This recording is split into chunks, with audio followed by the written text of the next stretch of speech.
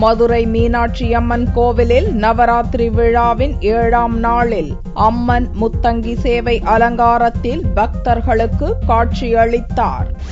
நவராத்திரி கலை விழாவை முன்னிட்டு சர்வம் பக்திமயம் என்ற பெயரில் மதுரை மீனாட்சி அம்மன் கோவிலில் சிறப்பு கொலு கண்காட்சி துவங்கியுள்ளது. கடந்த 5ஆம் தேதி துவங்கிய இந்த விழாவில் தினமும் அம்மன் ஒவ்வொரு விதமான அலங்காரத்தில் காட்சியளிக்கிறார்.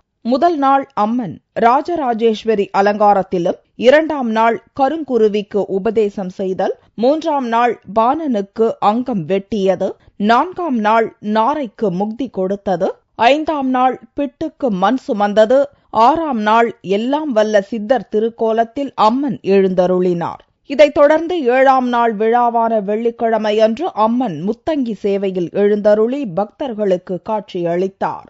நாங்கள் வருஷம் குழு பார்க்குறதுக்காக வருவோம். இந்த வருஷம் குழு சர்வம் பக்திமயம்ன்ற தலைப்பில் சிறப்பான ஏற்பாடு செஞ்சு வச்சுருக்காங்க. ஒவ்வொரு இடத்துலையும் சாமிகளை ஒவ்வொரு அலங்காரம் இது பண்ணி சிறப்பாக இருந்தது.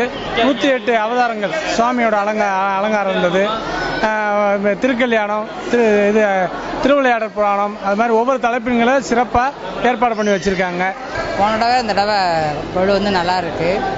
அந்த சிவ தாண்டவம் 108 தாண்டவம் அதெல்லாம் நல்லா இருக்கு. மீனாட்சி அம்மன் அந்த கோபுரம், மீனாட்சி அம்மன் கோயிலே ஃபுல்லாக அந்த இது ஃபுல்லாக நல்லா இருக்கு எல்லாமே.